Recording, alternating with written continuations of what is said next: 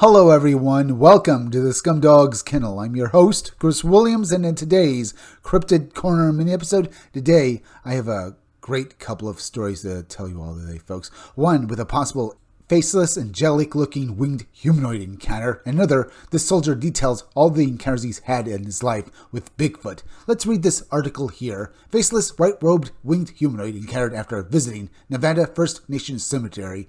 And here, what was, witnessed and encountered, folks. In June 2001, two witnesses encountered a towering, faceless, winged humanoid draped in a white robe on a quiet residential street in Minden, Nevada. The being's tail-feathered wings, otherworldly presence, and eerie timing after a visit to a native cemetery left the experiencers convinced it was not of this world. Now, type winged humanoid cryptid creature, location Minden, Nevada, date June 17th, 2001. Description: approximately 17 years ago, my ex-husband and I witnessed a giant, slender, humanoid winged creature while walking on a well-lit residential street on our way home. I have searched all databases and testimonies, but have yet to find anything similar. Now, folks, I call this being angelic-like, but that's because it was in a cemetery and stuff like that, but I can't really say that this thing was really an angel. Mainly because this being has such a spooky aura around it, it really gives off the feeling that it might be a demonic, encounter that we're talking about here, folks, as we're reading it. Either way, let's find out if that's indeed the truth by finishing off this article. The creature was about 8 feet tall with a very slender build. Its skin was a shade of gray and felt distinctly different from human skin. It wore a white robe-like gown and had a long head covering. Its wings were large, feathered, and teal in color. I don't recall any facial features. The second witness also claims it had no face, but that detail escapes my memory. Additional information. Before the encounter, I visited an old Indian cemetery with my children on Mother's Day. We hiked up to the site and placed carnation flowers on the grave markers. On our way out, we discovered a tiny set of bird bones, which we collected completely intact. We planned to glue them back together for decoration in our home. I mentioned this because days after the encounter, I shared the story with a friend. She asked me 2 questions.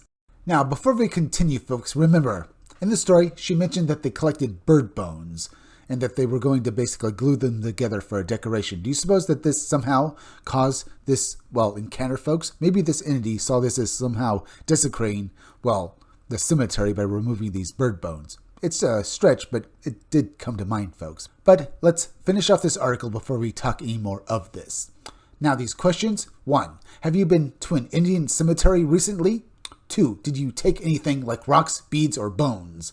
I was taken aback and felt more scared by her questions than by the encounter itself. Usually my answers would have been no, but those were the exact questions she asked me. She told me I needed to return the bones, and I did so immediately. I don't know what the being was or where it came from, but I am certain it's not from the realm we know as humans. Thank you for providing a platform to support these types of experiences. God bless you, and may He keep you safe from all the darkness in the world, J.R. Now, it apparently does seem that J.R. basically trifled with some sort of entity by basically removing these bones from the cemetery, probably riling it up and causing it to follow her. And it would have done possibly far worse if she had not returned those bones immediately. What would probably happen is that this entity would then haunt her and her family till those bones were returned if she had not done so immediately after talking to her friend. Either way, a very intriguing story. But let's move on to this next very phenomenal one. Soldiers' lifelong Sasquatch encounters from Alaska to Kentucky. And hear about this soldier who's apparently been seeing Bigfoot all of his life. Let's get into it now. In 1981, a young Army private stationed at Fort Wayne, Alaska, witnessed a massive, hair-covered figure on a mountainside, an encounter locals called the Hairy Man. Decades later, in Kentucky, the same man began hearing nightly whoops and screams and stumbled upon a chilling bone pile deep in the woods. I am a retired Army SFC. In 1981, at Fort Wayne, Alaska, I was an 18-year-old private. We were there for extreme cold weather training. One day, we went up to one of the high mountains behind the base and took us 3 hours to reach the top in January.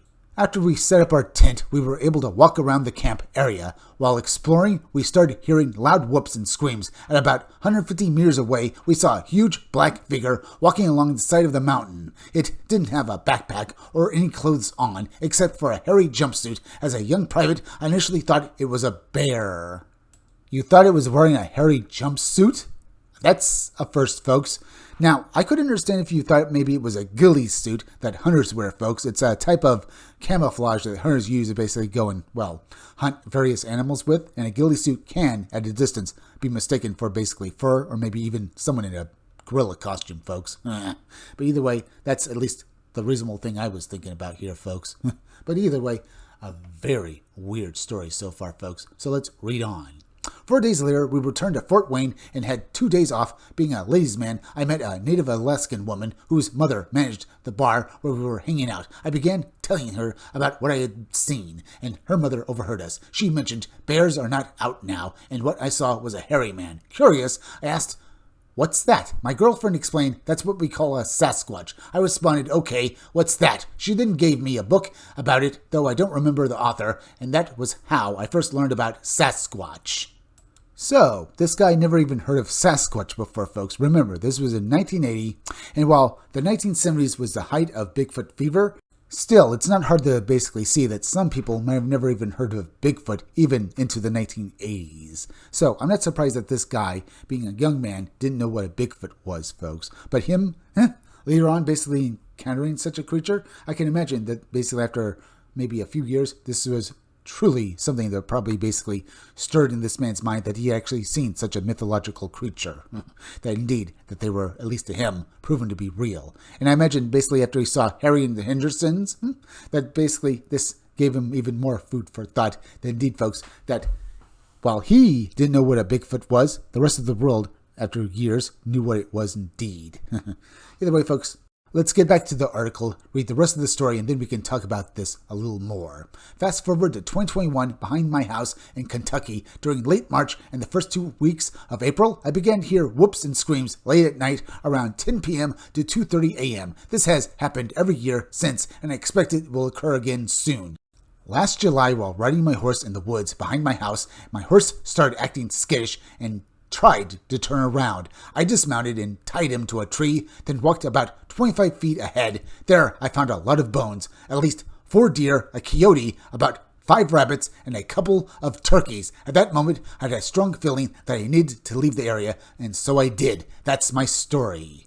Now, folks, I'm going to ask a question. Do you think that basically the fact that this man saw Bigfoot made him, either more open to encounters with them, or maybe with the paranormal? Or is it possible that this Bigfoot somehow followed this man all the way to Kentucky? I'm just asking, folks, because we have often talked about people who see Bigfoot also see lights in the sky and occasionally see other cryptid entities as well.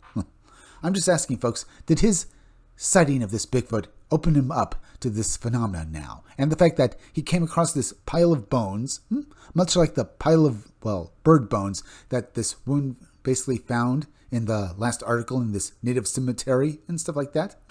Is it possible that if this man basically, messed with these bones, maybe this Bigfoot would have basically become more aggressive towards him, perhaps?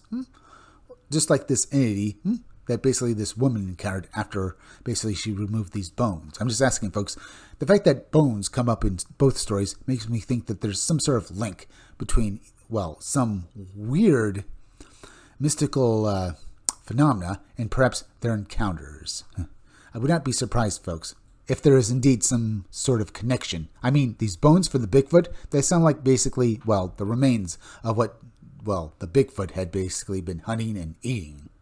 So I don't think that anything would have happened if he did remove these bones, but would you take the chance? And if there was some sort of weird, thing that would happen if he did mess with this pile of animal bones, and if it did basically result in something happening, what would you do? Obviously, you probably just return the bones and then hopefully just forget about it. Either way, folks, very interesting articles, but we're at the end, so please go subscribe to my YouTube channel. Read comics, they're bad for you. You can use the YouTube link down below in the descriptions or the chat to go subscribe to me. Hit that like button for me. Make sure you're still subscribed. Leave some comments down below. Hit that bell for notifications. Make sure you hit the part of the bell that give you all future notifications, and please share this video out. I'm Chris Williams from the Scumdogs Kennel. Thank you all for joining me. I'll be back again tomorrow with another great video, so be sure to come back again then. Till next time, folks, I'll see you all again soon.